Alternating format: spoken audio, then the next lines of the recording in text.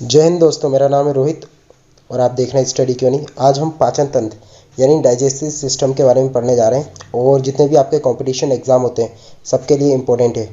तो शुरू करते हैं। और दोस्तों, मैंने डाइजेस्टिव सिस्टम से रिलेटेड 35 मोस्ट इंपॉर्टेंट क्वेश्चंस भी कवर किए। आप उन वीडियो को भी ज़रूर देखिएगा। मैं डिस्क्रिप्शन में इसकी लिंक दे दूँगा और लास्ट में जब वीडियो एंड होगी तो ये वीडियो आपके स्क्रीन पे एक लिंक के साथ आ जाएगी। आप बस उस पर क्लिक कर दिएगा, आपको ये वीडियो मिल जाएगी। और ये सबसे इम्पोर्टेंट क्वेश्चन हैं जो आपके एग्ज़ाम में कंटिन्यू आए हैं और मैंने वैसे ही क्वेश्चन लिए हैं, तो इस वीडियो को भी ज़रूर देखिएगा। दोस्तों, शुरू करते हैं पहले आहार नाल, जिसे हम लोग गैस्ट्रो इंटेस्टाइनल ट्रैक्ट बोलते हैं, जो समानता 30 फीट की होती है और मुंह से शुरू होकर आपके गुदा द्वार यानी एनस तक जाती है। और इसको हम लोग कई भागों में बांट सकते हैं, जैसे कि मुख गुहा, ग्रसनी, ग्रास नली, अमाशय, छोटी आंत, बड़ी आंत। तो इन सब के बारे में हम देखेंगे। तो बात करते हैं सबसे पहले मुख गुहा की, यानी बकल कैविटी। तो आपको पता है जैसे कि हमारा जो मुंह होता है उसमें दांत पाई जाती हैं, स्लाइवा ग्लैंड पाए जाते हैं और उसी के साथ उसमें जीभ भी पाई जाती है। और जो एंजाइम्स भी निकलता है, जो लाल निकलती है, उसमें 99% वाटर होता है और ओनली 1% उसमें एंजाइम्स पाए जाते हैं। और उसमें जो एंजाइम्स पाए जाते हैं वो दो टाइप के एंजाइम्स पाए जाते हैं। एक का नाम है लाइसोजाइम और एक का नाम है टाइलिन। ये दो टाइप के एंजाइम पाए जाते हैं। जो टाइलिन रहता है वो स्टार्च के पाचन के लिए उपयोगी होता है। ये स्टार्च को माल्टोज में कन्वर्ट कर देता है। और जो लाइसोजाइम एंजाइम होता है वो आपके भोजन में जितने भी जीवाणु और विषाणु होते हैं उन सबको नष्ट करता है। और ये लगभग 30% स्टार्च को मुंह में ही पाचन कर देता है। तो आप लोग यहाँ पे मुंह का माउथ का डायग्राम देख सकते हैं। तो हम लोग इसी डायग्राम से पढ़ेंगे। तो सबसे पहले हम लिप्स की बात करते हैं। तो आप देख सकते हैं ये रहा अपर लिप, ये रहा आपका लोअर लिप। और आप जो गम देखते हैं यानी आपकी जो मसूड़ें होती हैं उसको गम्स कहा जाता है। ये रहा गम। और उसके बाद जो आप टंग को अगर ऊपर टच करेंगे तो आपको हार्ट जैसा फील होगा, तो उसको बोलते हैं हार्ट प्लेट। उसी के जस्ट पीछे अगर आप अपनी टंग को टच करेंगे तो आपको सॉफ्ट सॉफ्ट सा फील होगा, तो उसको सॉफ्ट प्लेट कहा जाता है। यदि आप अपनी टंग को ऊपर करके देखेंगे तो उस ग्लैंड पाई जाएंगी। तो आप वो ग्लैंड भी देख सकते हैं, ये रही ग्लैंड। और दोस्तों, जो टंग होती है उसमें एक भी हड्डी नहीं पाई जाती, वो एक मार्शल होती है, मतलब मसल की बनी हुई होती है। और जिसमें टेस्ट वर्ण पाए जाते हैं, यानी उससे हमें स्वाद का पता चलता है। और यहाँ पे दांत भी पाए जाते हैं। जो दांत का मेन काम होता है वो आपका काटना, चबाना और फाड़ना होता है।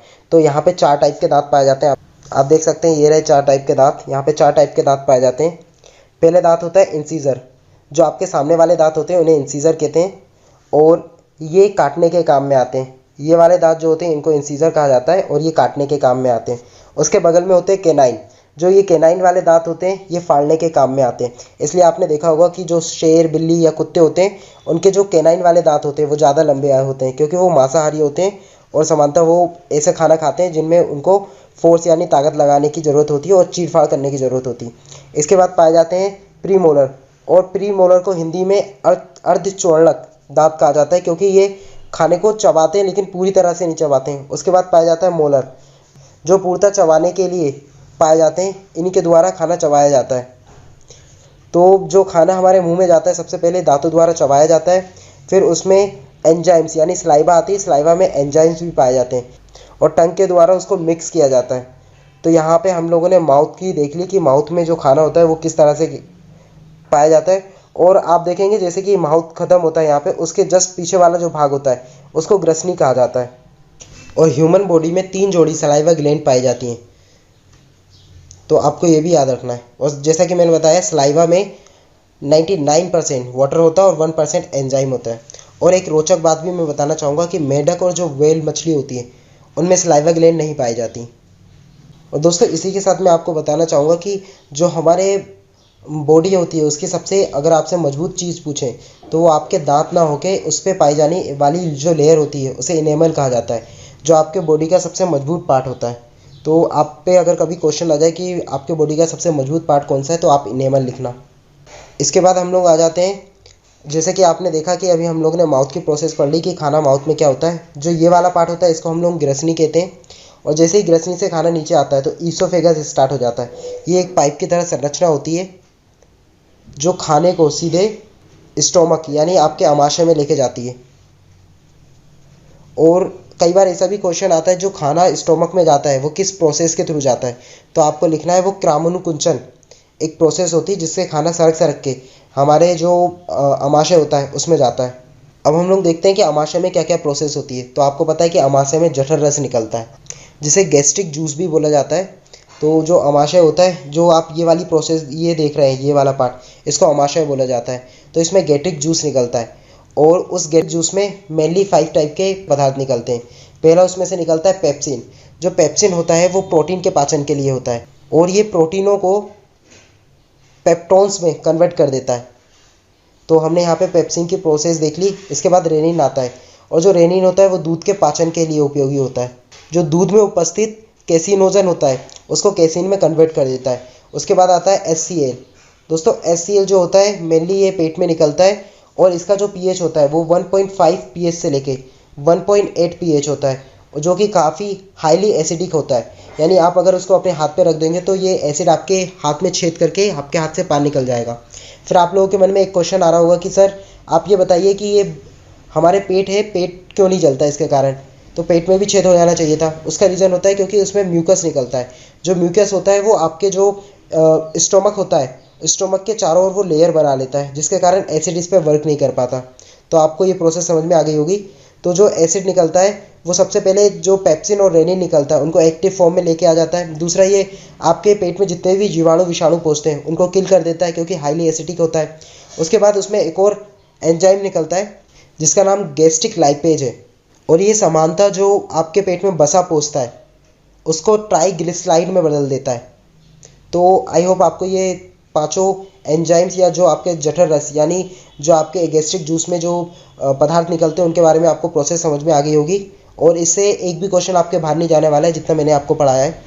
अब दोस्तों बात करते हैं कि जैसे ही खाना अमाशय से नीचे पहुंचता है तो उसमें क्या क्या प्रोसेस होती है। तो जैसे ही खाना अमाशय से निकलता है इसके बाद जो खाना रहता है वो ड्यूडेनम में पहुंचता है। आप देख सकते हैं ये रहा ड्यूडेनम, यहाँ पे खाना पहुंचता है और इसमें पहुंचने के बाद यहाँ पे वाइल जूस ऐड होता है और वाइल जूस जो निकलता है वो लीवर से निकलता है। बट आपको ये याद रखना है जो इसका कंटेंट मतलब ये जो इकट्ठा होता है वो गोल ब्लाडर में इकट्ठा होता है यानी जमा होता है। गोल ब्लाडर को हिंदी में पित्ताशय कहा जाता है और लीवर को हिंदी में यकृत कहा जाता है। तो आपको ये भी याद रखना है। और वाइल जूस में बिलिरुबिन पाया जाता है और आपने सुना होगा जिन लोगों को पीलिया होता है उन लोगों में जो यकृत से निकलने वाला बिलिरुबिन होता है यानी लीवर से निकलने वाला बिलिरुबिन होता है वो ब्लड में मिल जाता है जिसके कारण ब्लड का जो रंग होता है हल्का सा पीला हो जाता है जिसको लोग पीलिया के नाम से जानते हैं। तो ये भी आपको इसमें एक पता चल गया। और दूसरा लीवर हमारे बॉडी की सबसे बड़ी ग्लैंड है तो आपको ये भी याद रखना है। और जो वाइल जूस निकलता है दोस्तों जिसे हम हिंदी में पित्तरस बोलते हैं उसमें कोई किसी भी टाइप का एंजाइम नहीं पाया जाता और जो इसका पीएच होता है वो बेसिक होता है और जो खाना अमाशय से निकलता है उसको काइम कहा जाता है। तो जब खाना ड्यूडम में पहुंचता है तो भी वो एसिड होता है तो उसकी एसिडिटी को कम करने के लिए क्योंकि जो म्यूकस होता है वो केवल अमाशय में निकलता है लेकिन जब ये एसिडिक आपके आंत में पहुंचेगा तो ये आंत को ज़रूर जला देगा। तो इसके लिए जो वाइल जूस होता है वो बेसिक नेचर का होता है जो इसकी एसिडिटी कम करके इसको बेसिक बना देता है। और जो आपके बॉडी में जो वाइल जूस निकलता है वो प्रतिदिन लगभग 600 मिलीलीटर आपके बॉडी से स्त्रावित होता है। तो आपको याद रखना है कि 600 मिलीलीटर वाइल जूस निकलता है। मैं इसको थोड़ा सा क्लीन कर देता हूँ।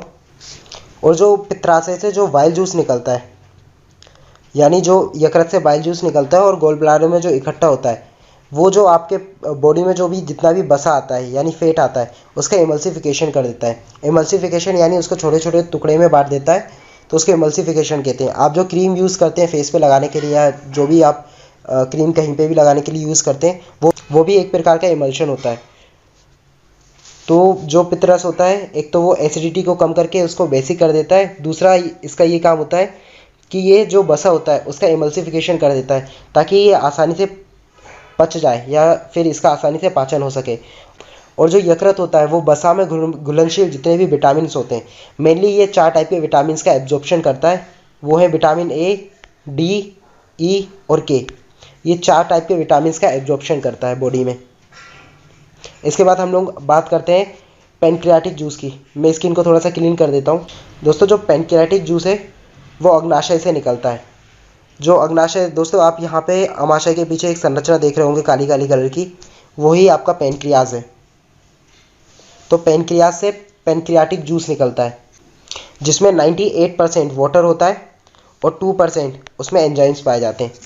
और इसमें मेनली कार्बोहाइड्रेट्स, फैट यानी वसा और प्रोटीन, इनके पचाने के लिए इसमें से एंजाइम्स निकलते हैं, मतलब इनके पाचन के लिए इसमें से एंजाइम्स निकलते हैं।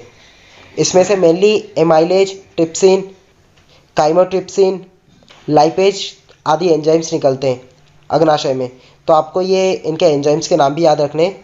और इसे ही पूर्ण पाचक रस भी कहा जाता है, क्योंकि ये सारे लगभग सारी पदार्थों को जो कि मेनली कार्बोहाइड्रेट, फैट्स और प्रोटीन होते हैं, इन सब के पाचन में सहायक होता है, इसलिए इसे पूर्ण पाचक रस भी कहा जाता है। अब दोस्तों बात करते हैं इंटेस्टाइनल जूस की। तो इंटेस्टाइन में से भी जूस निकलते हैं। उससे पहले मैं स्किन थोड़ी सी क्लीन कर। तो हमारे जो इंटेस्टाइन होता है उसमें से भी जूस निकलते हैं। उसमें से मेनली 4 टाइप के जूस निकलते हैं: माल्टेज, सुक्रेज, लैक्टेज और रेप्सिन। ये 4 टाइप के जूस निकलते हैं। जो माल्टेज होता है वो माल्टोज को ग्लूकोज में बदल देता है, ये इसका वर्क रहता है। इसके बाद जो सुक्रेज होता है वो शक्कर को ग्लूकोज और फ्रक्टोज में बदल देता है। दोस्तों आपने ग्लूकोज का तो नाम सुना होगा, लेकिन आपको फ्रक्टोज के बारे में नहीं पता होगा। तो जो फ्रक्टोज, जो शक्कर पाई जाती है, वो मेनली फलों में पाई जाती है। जो आप फल खाते हैं उनमें फ्रक्टोज नामक शक्कर पाई जाती है। इसके बाद जो लैक्टेज होता है, ये लैक्टोज को ग्लूकोज में कन्वर्ट कर देता है। इसके बाद जो इरेप्सिन एंजाइम होता है वो डाई और ट्राई पेप्टाइड को एमिनो एसिड में तोड़ देता है। तो आपको ये चारों एंजाइम्स के, जो कि हमारे इंटेस्टाइनल जूस होते हैं उनसे निकलते हैं, उनके बारे में भी आपको फंक्शन समझ में आ गया होगा। इसके बाद जैसे ही खाना ड्यूडम से होकर छोटी आंत में पहुंचता है, दोस्तों कुछ लोगों को लगता है कि खाना सबसे पहले बड़े आंत में पहुंचता है, लेकिन ये गलत है। छोटी आंत में पहुंचता है, और जो छोटी आंत की लंबाई होती है वो लगभग 22 फीट की होती है। तो आपको ये याद रखना है, 22 फीट की लंबाई होती है छोटी आंत की। और शाकाहारियों में छोटी आंत की लंबाई कुछ ज़्यादा होती है, अगर मांसाहारियों से हम लोग कंपेयर करें तो छोटी आंत में पहुंचता है। यहाँ पे खाने का पूर्ण रूप से एब्जॉर्प्शन होता है, यानी वाटर को छोड़ के जितना भी एब्जॉर्प्शन होता है वो छोटी आंत में होता है, क्योंकि जो वाटर का एब्जॉर्प्शन होता है वो बड़ी आंत में होता है। तो इसमें सारा खाना होता है, और इसमें उंगली की तरह संरचना पाई जाती है जिसे विली कहा जाता है। उंगली की तरह छोटी छोटी सी संरचना होती है, और ये संरचना इसलिए पाई जाती है जिससे इंटेस्टाइन का जो सरफेस एरिया है, इंटेस्टाइन का जो सरफेस एरिया है वो थोड़ा सा इंक्रीज हो सके, इसलिए इस टाइप की संरचना पाई जाती है स्मॉल इंटेस्टाइन में।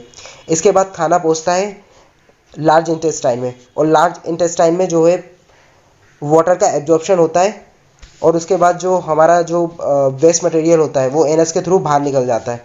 तो आई होप आपको ये पूरी प्रोसेस समझ में आ गई होगी। और इसमें एक और संरचना मैं आपको बताना चाहूँगा कि हमारी जो बड़ी आंत होती है यानी लार्ज इंटेस्टाइन होती है, उसमें एक संरचना पाई जाती है जिसे बोला जाता है अपेंडिक्स। आपने काफ़ी बार इसका नाम सुना होगा कि लोगों को अपेंडिक्स का ऑपरेशन हुआ क्योंकि उनका पेट दुखता था। तो ये वही अपेंडिक्स है, और ये हमारे बॉडी में एक अपशिष्ट पदार्थ के रूप में पाया जाता है, यानी इसका बॉडी में कोई उपयोग नहीं है, बस ये पाया जाता है हमारे बॉडी में। क्योंकि पहले जब हम लोग कच्चे फल और सब्जियां खाते थे तब उस टाइम इसका उपयोग होता था, परंतु समय के साथ कुछ चीज़ें मानव शरीर में अपशिष्ट रूप ले लेती हैं, जैसे कि उनमें से एक अपेंडिक्स है। तो जब भी ये अपेंडिक्स कभी आपके पेट में टच होता है तो आपको बहुत तेज पेन होता है, और डॉक्टर ऑपरेशन करके इस अपेंडिक्स को काट के इसको पैक कर देता है, जिसके कारण आपका जो पेन है वो बंद हो जाता है। तो आई होप आपको डाइजेस्टिव सिस्टम की पूरी प्रोसेस समझ में आ गई होगी। मैंने हर एक पॉइंट कवर किया है जो आपके एग्ज़ाम के दृष्टि से महत्वपूर्ण है, और बिलीव मी कि आपके एग्ज़ाम में इससे बाहर एक भी क्वेश्चन नहीं जाने वाला है। अगर आपको ये वीडियो अच्छी है लगती है तो मेरे चैनल को अभी सब्सक्राइब कीजिए, लाइक कीजिए, और जितना से जितना हो सकता है इस वीडियो को शेयर कीजिए। आई होप आपको ये वीडियो अच्छी लगी है। अगर अच्छी लगी तो मेरे कमेंट में ज़रूर लिखिए, मैं और ऐसी वीडियो बनाऊँगा जो आपके एग्ज़ाम के दृष्टि से काफ़ी महत्वपूर्ण है। तो मिलते हैं नेक्स्ट वीडियो में। जय हिंद।